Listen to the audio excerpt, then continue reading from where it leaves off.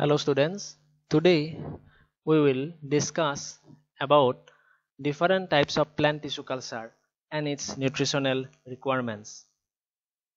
So the plant tissue culture is an in vitro technique in which plant cells, tissue or organ are cultured on nutrient medium of known composition under aseptic and controlled conditions.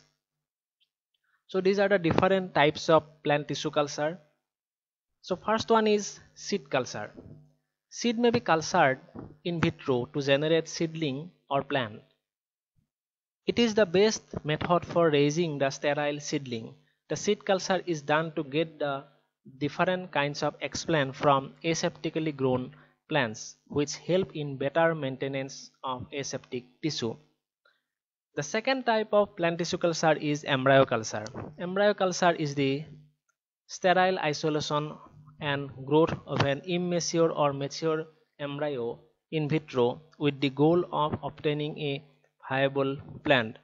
In some plants, seed dormancy may be due to chemical inhibitor or mechanical resistance. Structure covering the embryo. Excision of embryo and culturing them in nutrient medium help in developing viable seedling. The next type of plant tissue culture is meristem culture.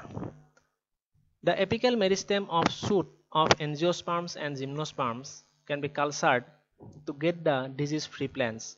Meristem tip between 0.2 to 0.5 mm most frequently produce virus-free plant, and this method is referred to as meristem tip culture. Another type of plant tissue culture is bud culture. Bud contain quiescent or active meristems in the leaf axils, which are capable of growing into a shoot. Single node culture, where each node of the stem is cut and allowed to grow on a nutrient media to develop the shoot tip from the axil, which ultimately develop into new plantlet. In axillary bud method, where the axillary buds are isolated from the leaf axil and develop into shoot tip under little high cytokinin concentration. Another type of plant tissue culture is callus culture. Callus is basically more or less unorganized dedifferentiated mass of cells arising from any kind of explant under in vitro cultural conditions. The cells in callus are parenchymatous in nature, but may or may not be homogeneous mass of cell.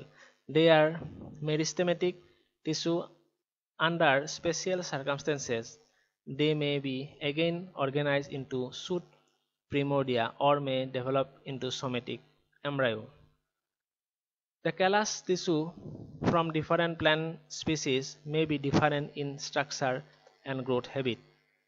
The callus growth is also dependent on factors like type of explant and the growth condition. Another type of plant tissue culture is cell suspension culture.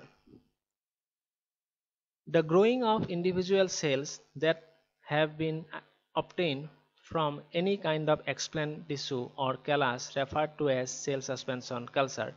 These are initiated by transferring piece of tissue explant or callus into a liquid medium, that is without agar, and then place them on a gyratory shaker to provide both aeration and dispersion to cell.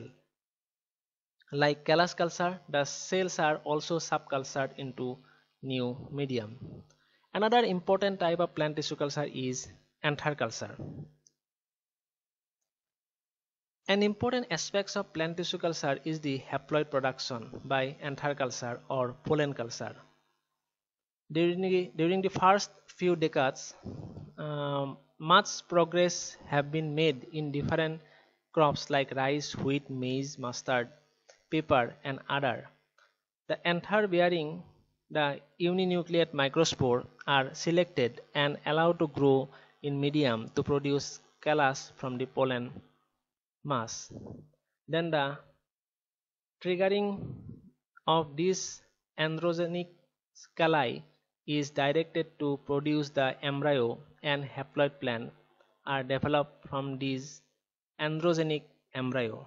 The anther culture can be done with the isolated anther on solid medium, where anther wall will break open and the androgenic calli will be formed from the pollen. Another most important type of plant tissue culture is protoplast culture. It is the culture of plant protoplast, that is, culture of cells devoid of cell wall. Isolated protoplasts are usually cultured in either liquid or semi-solid agar media. Protoplasts are isolated from soft parenchymatous tissue by enzymatic method, and then viable protoplasts are purified and cultured.